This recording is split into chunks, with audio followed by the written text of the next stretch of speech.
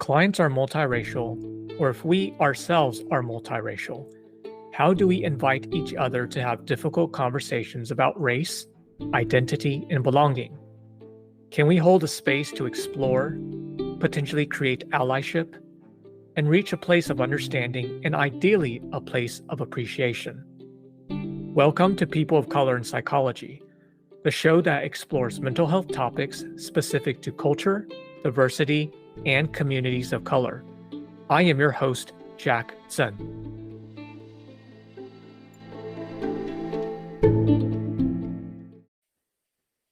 So as part of our AAPI series highlighting the work of AAPI psychologists, today we have Dr. Dhaliwal. She is a multiracial, bicultural, and bilingual psychologist. Dr. Dhaliwal is also the owner of Dhaliwal Diversity Consulting. Her professional experiences include having served as the director of training of an APA-accredited internship at the University of Las Vegas, Nevada, was trained in interpersonal process and emotion-focused therapy, the Gottman method of couples therapy, and works closely with organizations such as the United Nations and studying trauma within non-majority populations and women's rights. Along with her clinical and professional roles, currently, Dr. Dhaliwal holds a position as the president of Nevada Psychological Association. Dr. Dhaliwal, thank you very much for joining me today. Happy to be here, Jack. Tell me, how did you get into this work?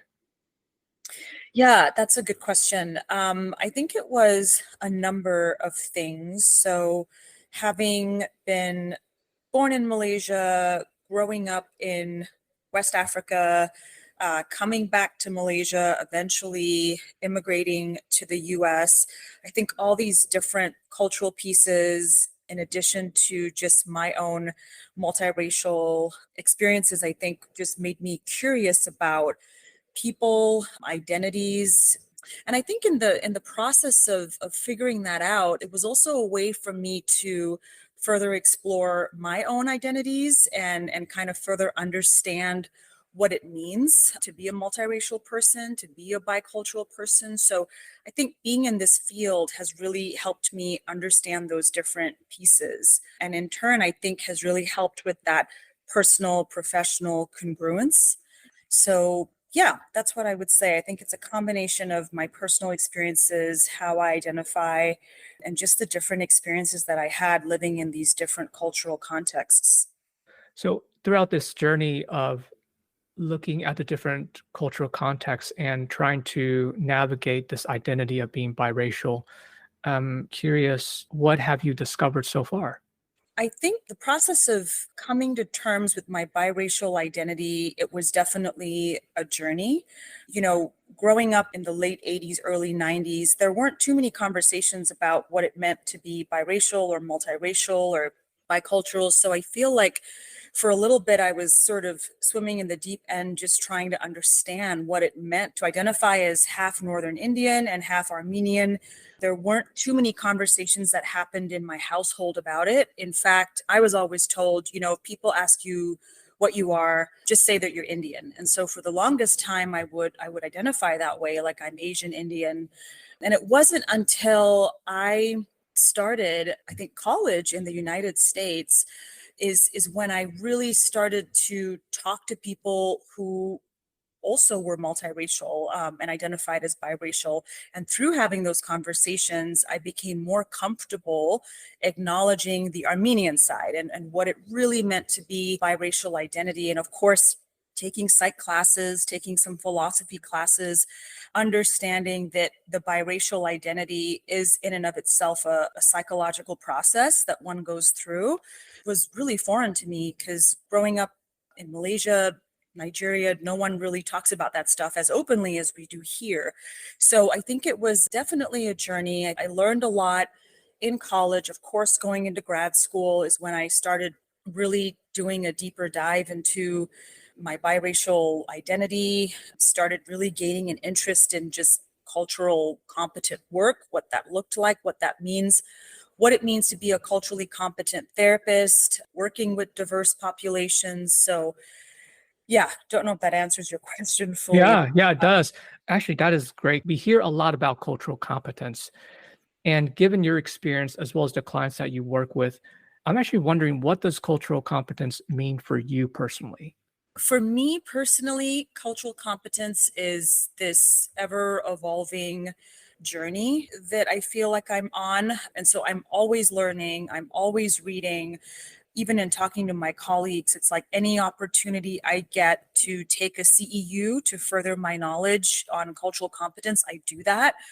I don't feel like one can ever truly be culturally competent. I just think it's a learning process. And, every time I meet with a client, it doesn't matter who they are or where they're from, I'm learning something new about identity that I haven't learned or read about before. So I think for me, it's about being open to learning. It's about humility.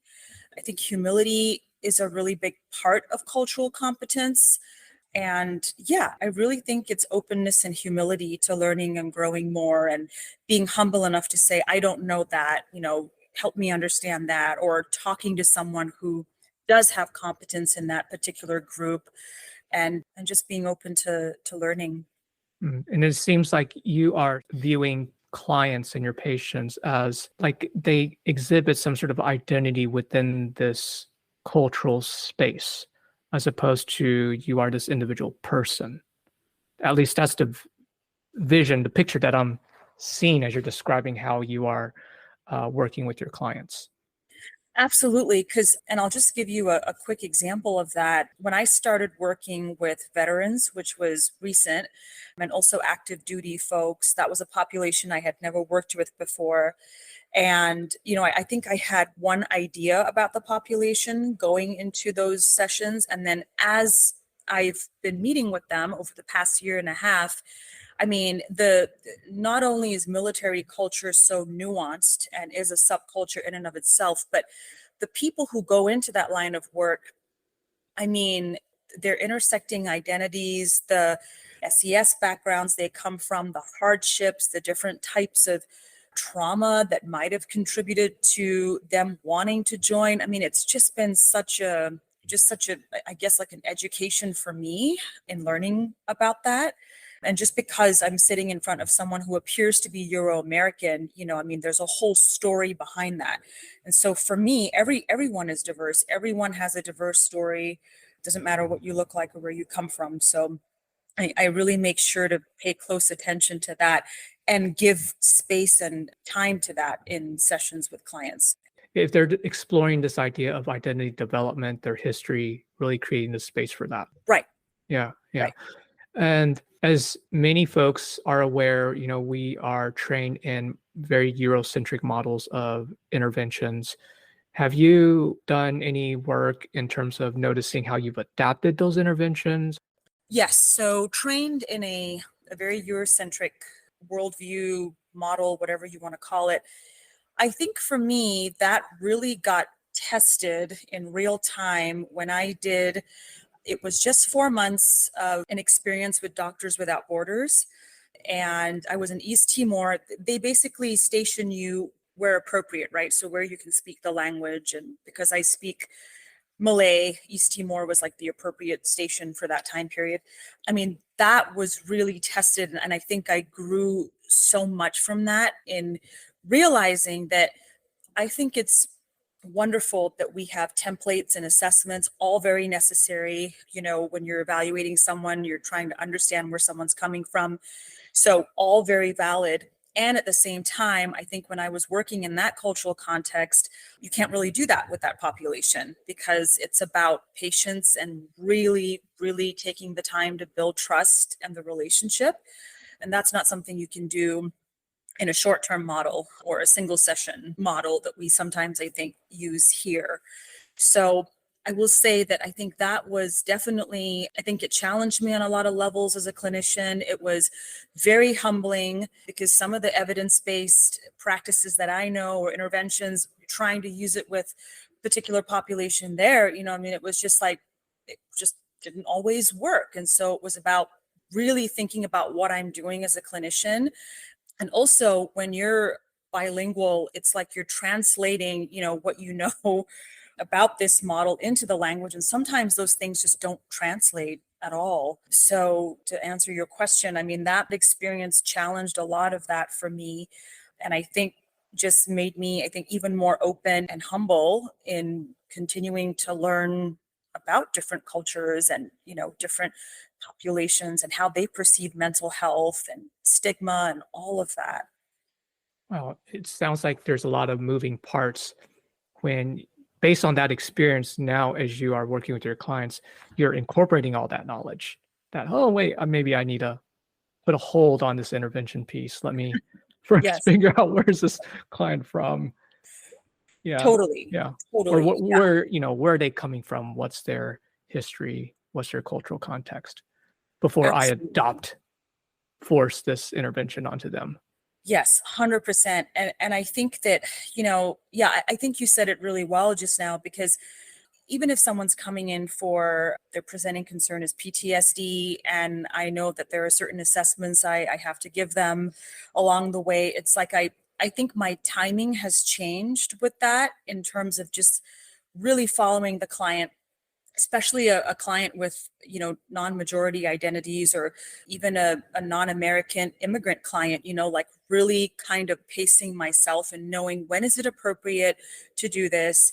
And if I am going to use this assessment or this measure, how do I guess, administer it in a way that is palatable to the client and not going to shut them down or make them feel like they're in this overly clinical, sterile environment. So that's definitely on my mind a lot when I work with different diverse populations. Thanks so much for sharing that and giving us a very clear idea, even from an assessment standpoint, thinking about the pacing and the timing of when we even administer this, say PCL5, for Right. example.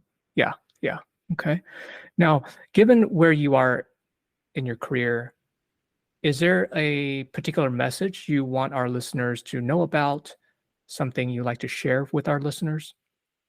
Yes. I have one simple, straightforward message, and then that's kind of, I think, targeted to all professionals, and then one I think specifically for clinicians. But I think the overarching message is, getting involved doesn't matter how you do it, if it's on a local leadership committee, a university leadership committee, something like the Nevada Psychological Association, getting involved in subcommittees so that you have a seat at the table and you have a voice. And that way, by doing that, you can slowly start to affect policy changes and be part of those conversations, which I think is so important. We need more people of color to be part of those conversations. Secondly, I think when it comes to clinicians doing this work with BIPOC populations, I think it's one thing to say that you do the work and another thing to fully commit to it. And Oh, just say in my more. because Yeah. just in my experience, I've seen folks who really committed to the work, but sometimes when you go to their profile or website, it's $250 for a session and no insurance is accepted. And I think that might be fine in certain cities, but I think really thinking about how you set your fee structure when you are targeting BIPOC populations of lower SES, they're not going to be able to afford that. And what does that look like? And sometimes in my experience, like there have been more than a couple of folks who I've seen pro bono because they really just can't afford services at all and really, really need the help. So I think it's a fine balance of that. And I also understand the importance of being compensated for the work that we do, not arguing that at all.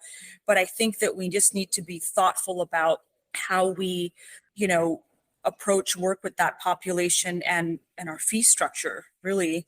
So yeah, I think those would be the two main pieces. Now, hitting on the first message, I suspect that some folks may be wondering, well, what if I don't feel like I'm wanted there, especially as a person of color? Right. Yeah. Yeah, great question. I actually have just a small example of that I'll share. When I was working at the University of Missouri, I started out in the counseling center and then later transitioned to the academic department. But I was really trying as a young professional at the time, early career, to get involved on certain committees. And I was able to, but there were some positions that I was just not given or opportunities that I just didn't get. But that didn't stop me because I think part of this is that there will always be someone willing to give you an opportunity. I think if you knock on as many doors as you can. So I remember that day I walked over to the counseling psychology academic department at Mizzou, which was right across from the counseling center. And, and I'll never forget this moment. I think I met one of my lifelong mentors there, Punky Hepner. He was just amazing, such a great mentor. We ended up having this wonderful conversation about diversity. He identifies as a white male, and it was just an awesome conversation. And that led to him inviting me to, I forget the name of the committee at the time. I think it was a subset of the diversity committee at the university level, but that was my introduction to that. And that was amazing. It was something I didn't even think would be possible. So I would say, if you knock and a couple of doors close, don't let that discourage you. I mean, you can even explore different departments, like the sociology department, for example, at Mizzou. Within their department, they had a diversity committee and they were open to other professionals joining. They had a couple of psychologists on that committee. So I think Oh, wow. doing So the you're really research, branching out beyond just psychology in terms of professional role identity advocacy. Oh, absolutely. okay, okay. Absolutely. Yeah. And I think as psychologists too, there's so much for us to learn from, say, anthropologists, sociologists, philosophy departments. I mean, I think that we blend well together and I think can really expand our viewpoints on certain things. So that would be, my advice on that, just based on my experience. Is that how you got into consulting as well? Can you say a little bit more about that piece? Yeah, trying to think of exactly what triggered that. But because, you know, diversity, working with BIPOC populations, even working with international students, huge areas of passion for me, throughout my career. I One day I was like, well, what if I turned some of this passion into some, teaching material that I could maybe do some diversity consulting at different companies, whether local or international. So that's how it started out. It started out as this idea. And then a colleague of mine was really interested in joining me on it. And so we started working on putting together some different PowerPoint presentations for like Diversity 101. What does it look like to hire and retain diverse staff at your organization? What might that entail? Like a microaggressions 101 workshop, things like that. And we just started, so this is all pretty new, but we recently did a presentation on working with immigrant populations, best clinical practices. And we actually presented that for the Nevada Psych Association. That was a lot of fun. And so I hope to continue to build that. We have another presentation coming up in September, and it's called Empowering Professional Women Within the Field of Psychology and what that looks like. So we're starting small with the hope of slowly building over time. So Sounds we'll, large, actually. Huge undertaking already.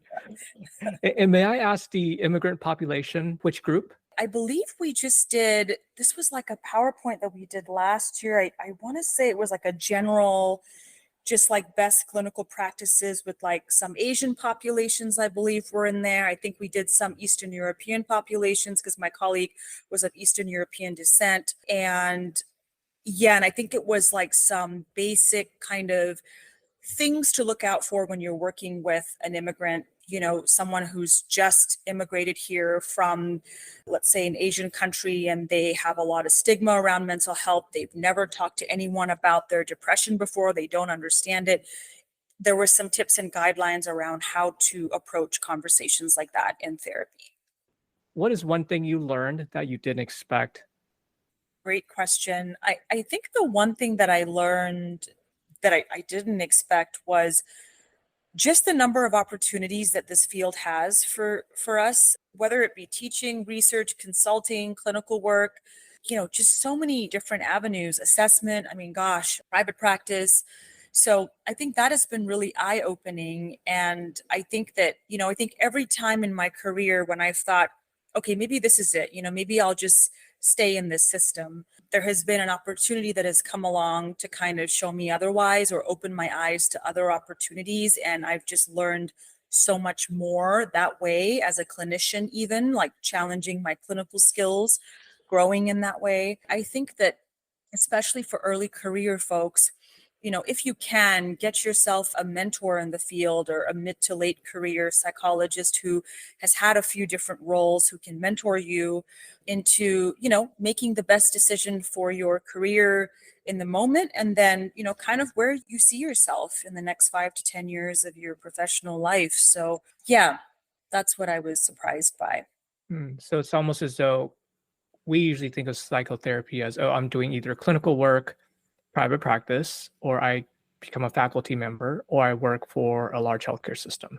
Right. It's very, I don't know, sort of a classic viewpoint of our profession. And you're describing a stance where you've learned, oh, actually, there's more to it. Absolutely. Yeah. Yeah. Even the whole Doctors Without Borders thing was a complete surprise because I didn't even know that they take on psychologists when I looked into it a little bit, and it wasn't until I applied and actually went through the interviews where I was like, wow, like they actually hire a lot of mental health professionals who are so needed in different parts of the world to Oh, help. wow. I didn't even know that. Yeah, the majority of who they take on are epidemiologists, doctors, nurses, engineers, because they, wherever they go, it's like they set up their entire infrastructure to help the population in need. And then mental health professionals, so psychologists, counselors, I believe psychiatrists too have done deployments with them. Yeah, because it's so needed, especially the locations they go to, people needing mental health support, places in the Middle East, who really need that. So, Mm, mm.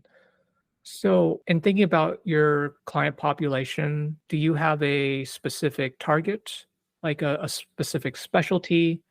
yeah, I do and I don't. And that may sound like a kind of a strange response. I have always loved working with diverse populations and the BIPOC population in particular. But I think since moving into private practice, there really isn't any one I don't want to work with or might shy away from. I think, if anything, it's like challenged a lot of my clinical worldviews because I see everyone as diverse with diverse identities. It's like, anyone coming through my office, I'm just so interested in their story and how they got to be where they are. So I know that's kind of a strange response. It's like, yes, and it's like at the same time, I'm just kind of open to working with a lot of different folks because I that's what's also helped me grow as a clinician in so many ways. I think as you're talking about this, by being biracial, it actually gives you a lens to the Mhm. different groups. And unfortunately, many of us are racialized here in North America. And so it's almost as though your experience, your identity accesses a bridge to this population. Right. Absolutely. I think that's really well said. Yeah, I think it's also my own identities and just going through the whole journey with that has definitely created an openness that's there. Almost like this insatiable like appetite to just continue to learn about, as many people as I can and their worldviews and how they understand the world and, their sociocultural context. And so yeah, it's I think really helped me both as a person and professional. Hmm, hmm. Here's a question I ask all my guest speakers. Mhm. Thinking through your experience as a person of color, what were some of the challenges you faced and overcame? That is a good question. I would say early on, being an international student in this country in the early 2000s, I think just navigating American culture, to be honest. And sometimes, I remember even in grad school, like missing some things because of the cultural context and not always understanding. what certain things meant. And so I think with time, and of course, now I've been here for over 2 decades and I'm fully assimilated, that's no longer as big of an issue. But I think in the beginning there, it was definitely challenging. I think, just yeah, I mean, really, that's just it. Like understanding certain unique aspects of the American culture and how that influences mental health. And yeah, gosh, right down to slang sometimes, just kind of totally missing the boat, not really knowing some things. So I think just a lot of learning and asking questions and having great mentors, I think too, has been really helpful in allowing me to, I think, get there as a person and professional, understanding the culture, understanding how it can present itself clinically. I think the other thing too that I've noticed in speaking with multiracial folks is you talked about this when we were doing our initial call, is the microaggressions. And Yes. one of them told me, as a biracial person, I'm constantly being asked, what am I? Yes. And I'm curious if that's something you've gone through, you've navigated. Are there any tips you might provide when? Yes. So definitely something I have experienced. I mean, even in my own home country, sometimes people are like, "Are you really Malaysian?" Or it's like, "Yes." Yeah, I think that, it's something I have experienced. It's something I continue to experience. Also, being married to someone who is multiracial, I think has been really helpful because we've been able to have these conversations a little bit more because he has experienced kind of similar questions like, what are you? You don't really look white, but white passing, I think previously in when I was younger, I would sometimes get offended by that. And I don't know, I think sometimes I would just sort of have this expectation that people should know better or like shouldn't ask those questions or yeah, and just get really offended. I don't anymore because I want to be careful with how I say this, but I do think that some people who maybe are not as savvy with what it means to be biracial or multiracial, or they're genuinely curious, like I'm genuinely curious about where are you from. I try if I can and if time allows to have conversations with those people. Well, what do you mean by that? Or and I kind of also engage them in conversation, like tell me a little bit about where you're from so I don't feel so othered in the conversation. Because I feel like questions like that will just continue. I mean, I feel like I get asked like every couple of weeks, like, like really, like you're half Indian, like, oh, I never thought that. And it was like, oh, let's have a conversation about that. I'm interested to know like what were your assumptions about me? Like, especially in the clinical, in the therapy session, it's like, oh, like, what was your assumption or what was your projection or Oh, fascinating yeah.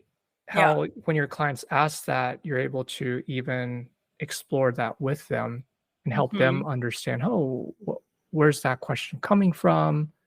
How Right. is that important? What's the function of that question? Yes. Yeah.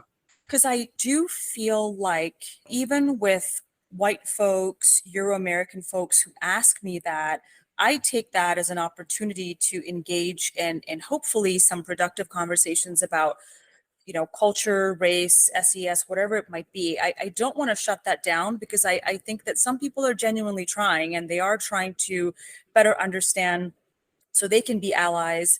So I like to invite them into the conversation as opposed to maybe when I was younger getting offended or feeling like, okay, is this a microaggression? I mean, it might be, and I've definitely experienced those, but I think as I get older, it's also about, well, how do we bring people to the table? I mean, if like, are we really giving people a chance then to engage in these like difficult conversations, right? Difficult dialogues.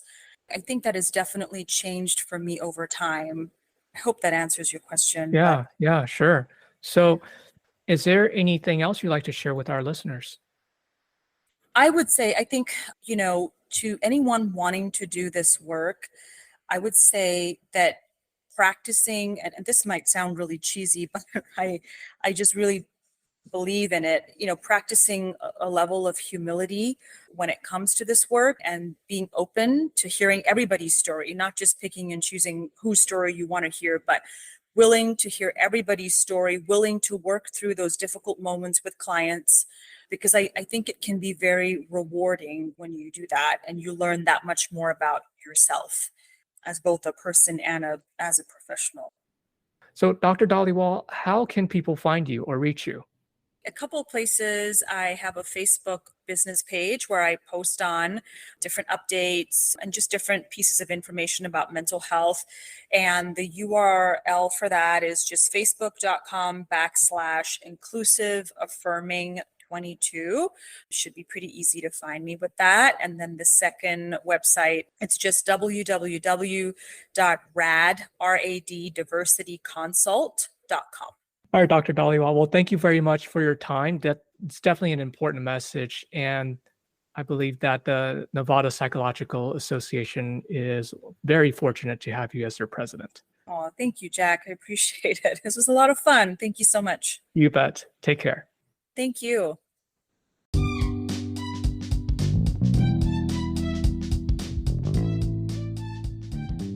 A huge thank you to our listeners. If you like what you've heard, please share and subscribe to our podcast, People of Color in Psychology.